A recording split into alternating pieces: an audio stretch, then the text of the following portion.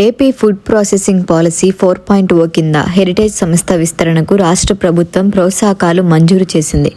రాష్ట్రంలో పెట్టుబడులు పెట్టే ప్రతి సంస్థకిచ్చే రాయితీల మాదిరిగానే ఇవి కూడా ఉండబోతున్నాయని ప్రభుత్వం స్పష్టం చేసింది.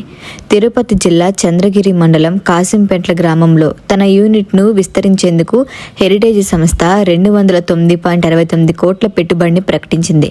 ఈ నేపథ్యంలో పాలసీ నిబంధనల ప్రకారం రాయితీలు ఇవ్వాలని సంస్థ ప్రభుత్వాన్ని అభ్యర్థించింది. ఈ దరఖాస్తును రాష్ట్ర స్థాయి పెట్టుబడుల ప్రోత్సాహక మండలి పరిశీలించి సుదీర్ఘ చర్చల అనంతరం మొత్తం 59.69 కోట్ల ప్రోత్సాహకాలను మంజూరు చేయాలని నిర్ణయించింది.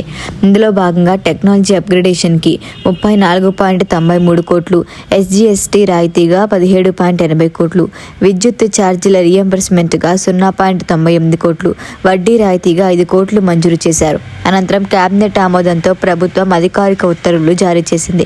హెరిటేజ్ విస్తరణలో స్థానిక యువతకు ఉపాధి అవకాశాలు పెరుగుతున్నాయి. పారిశ్రామిక పెట్టుబడులను ప్రోత్సహించడం ద్వారా రాష్ట్ర ఆర్థిక వ్యవస్థను బలోపేతం చేయడం ప్రభుత్వ లక్ష్యమని ఈ నిర్ణయం సూచిస్తోంది.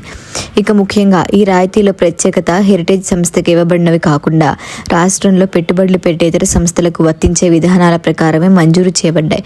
అయినప్పటికీ రాజకీయ ప్రయోజనాల కోసం కొంతమంది అంశాన్ని వక్రీకరిస్తూ విమర్శలు చేస్తున్నారని ఆరోపణలు వినిపిస్తున్నాయి.